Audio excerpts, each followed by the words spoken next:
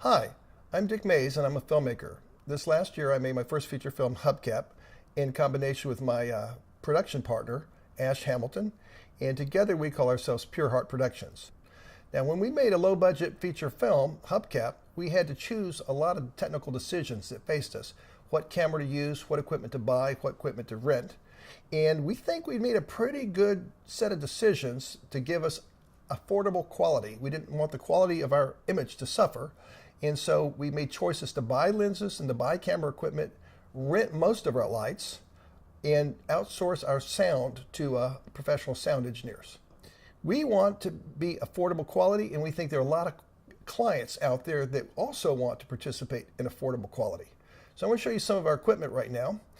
This camera is a Blackmagic Mini Ursa Pro camera. It has 15 stops of dynamic range. It's really an incredible camera for the price. It's about a $7,000 camera. And you also see our main key light that we used in the movie. It's a Ushio 2x2 LED light. It's cool. It's LED, very efficient. It has variable color temperature. We also have a shotgun microphone. We didn't use our sound equipment in the movie. We hired sound engineers, and I'm going to talk to you about when it's appropriate for you to also hire outside sound people.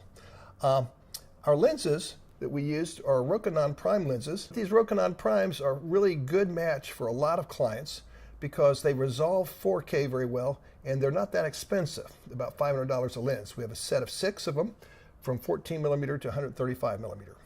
So what you would have if you hire us for the project is you're going to have to pay for the equipment at a certain rate, and you have to pay for my time as a camera operator. We can get into the whole aspect of editing. My partner, Ash, is a very good editor. She was the editor of Hubcap.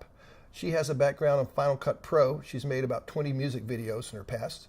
I have a background in Premiere Pro, and together we both learned Resolve. So we actually did the edit in DaVinci Resolve. It's got great color correction capabilities in that program. Now when we shot Hubcap, we wanted a picture quality that wasn't compromised, but we did not want to go buy $8,000 of storage that would cost us, or maybe $10,000. So we chose to shoot in 4K mode with a ProRes 422 codec. And that's what I recommend for my clients because I use it for myself.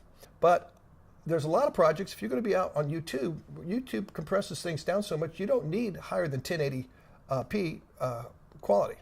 Frame rate is a very important thing to know before you shoot your project. If you're going to, a lot of North America, if you can do NTSC, 30 frames per second is standard for a lot of people. In Europe, 25 frames per second because it translates well to PAL.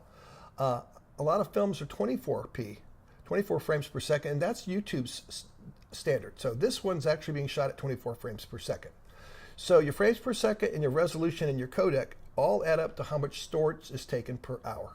There are a lot of other little factors that aren't that important, like the aperture, the color temperature you're shooting on. We could discuss things like that. But one of them that's fairly important is whether to shoot in a color graded mode or to shoot in a film mode. So the Mini Ursa Pro camera can shoot in video mode or film mode.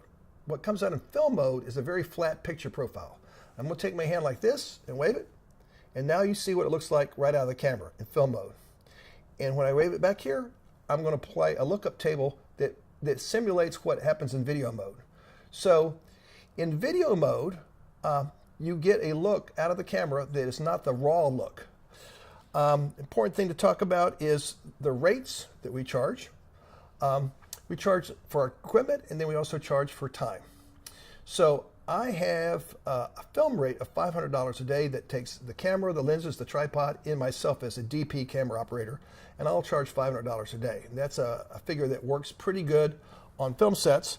And I also throw in, when I'm a film person, because it can be a 12-hour day, I'll throw in use of a wireless follow focus for no extra charge. But a lot of commercial projects want to just come in and shoot for a full day, like an event coverage, an 8-hour day or a 4-hour day. So I have a half-day rate, an 8-hour day rate, and a 12-hour day rate. My labor charge for a 4-hour day rate is $175. For an 8-hour day rate is $275. For a 12-hour day rate is $375. The equipment charge for a full day is $125. For an 8-hour day, it's $100. And for a 4-hour day, it is $75. So you can get the tripod with the fluid head, the Mini Ursa Pro camera, and all our Rokinon lenses for 4 hours for only $250. We think that that's affordable quality. I also throw in one key light for that price. So I think that's a pretty good deal for people. If you don't think that's a good deal, you can shop other people. Do want to say one other issue. I'll talk about audio choices. Audio is pretty important, very important into people's experience. When I shoot an event, like an 8-hour event, I typically don't have anything to do with audio. I may take a feed off the patch panel and go into camera. They can give me a stereo feed, and I can, put sound with the audio equipment. On a movie set, typically they'll shoot with a separate boom operator and wireless microphones on different actors and things like that, and they'll shoot many tracks at one time and do that in post. But for a lot of clients, particularly when I'm shooting a little interview, they want sound. And so we have some pretty affordable microphones. This is a Rode microphone. It's the shotgun microphone. It's about a $300 microphone. And I have about a $120 lavalier microphone here. And what I like to do is I like to get 2 microphone sources so that you can have, if something goes wrong, I like to have redundancy. So what you're hearing right now is the right channel, I believe, is the lav, and the left channel is the shotgun microphone. But I will show you what the shotgun microphone sounds like by itself. Now we're talking, this is going to be only the shotgun microphone, and then I'm going to show you what the lav microphone sounds like by itself. So both channels are the lav microphone right now, and you can tell if there's a total different quality between the microphones. And now we're hearing both microphones.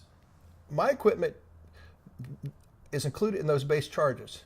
Now if you want to use different microphones or different lenses, or different lighting, or more expensive lighting package, that can be added. I do want to say a little bit more about this little camera. This is my B-roll camera. It actually has 12 stops of dynamic range. It's a kind of nice little camera. And it has a global shutter. So you can research the difference between a rolling shutter and a global shutter, but there's some applications for which this camera is a better thing than its big brother, the Mini Ursa Pro. I use this camera to shoot the pictures of the equipment that you saw. And won't say too much more about that, except I do have a gimbal that this camera can fit on and can move smoothly, 3-axis gimbal.